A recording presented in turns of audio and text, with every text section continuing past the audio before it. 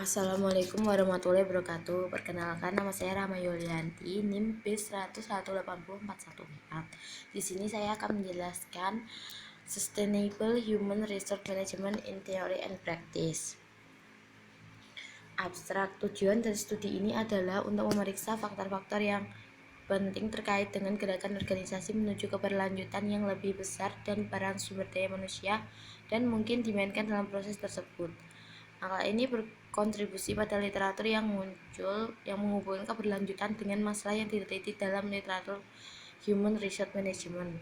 Awalnya membahas bagaimana gagasan keberlanjutan muncul dan berkembang dalam literatur Human Resource Management. Kemudian peran manajemen sumber daya manusia dalam fungsi keberlanjutan perusahaan disajikan. 9 perusahaan besar publik multinasional yang dinilai sebagai yang terbaik di dunia untuk penanganan lingkungan, tata kelola, tanggung jawab sosial, manajemen pemangku kepentingan, dan masalah lingkungan kerja dianalisis.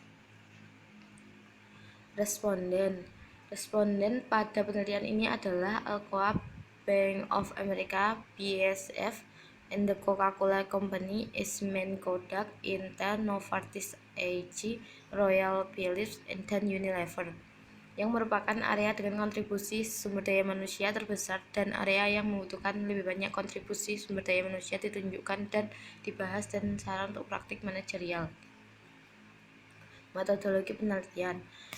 Pendekatan ini menggunakan gagasan keberlanjutan dalam Human Resource Management dan literatur terkait sumber daya manusia berurusan dengan satu atau lebih asal-usul keberlanjutan yang dijelaskan sebelumnya.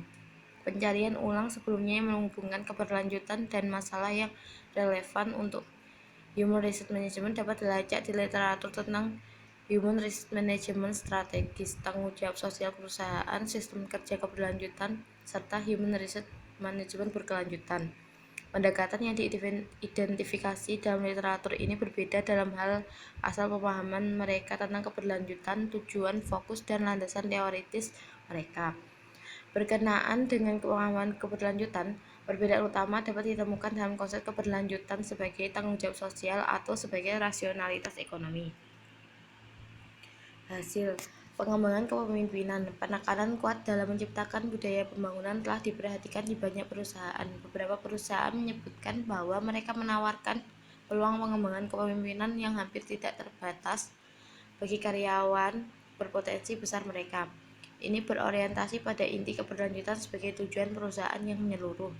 Pelatihan dan pengembangan. Di sejumlah perusahaan, peran SDM dianggap penting untuk mendidik masyarakat tentang pembangunan berkelanjutan. Keanekaragaman dan multikulturalisme.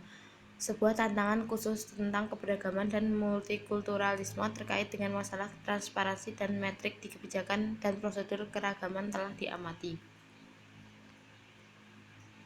Etika dan tata kelola. Partisipasi SDM di bidang ini mencakup keterlibatan kepemimpinan SDM tingkat tinggi pada komite pengawasan etika dan kepatuhan, penilaian diri, desain dan administrasi program pelatihan etika dan kepatuhan wajib, atau termasuk cara yang tepat untuk bekerja serta keberlanjutan dan nilai-nilai dan program e-learning. Manajemen kemampuan. Kontribusi signifikan juga diberikan oleh HR didukung dengan keberlanjutan dari perspektif manajemen bakat. Dalam konteks keberlanjutan, kunci perekrutan dan kepegawaian yang membentuk manajemen bakat adalah menyediakan model mental dan nilai yang tepat kepada orang yang tepat selain keahlian fungsional mereka. Keterlibatan tenaga kerja.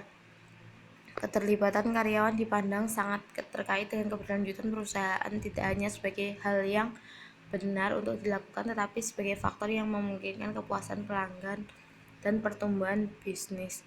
Sekian penjelasan dari saya. Wassalamualaikum warahmatullahi wabarakatuh.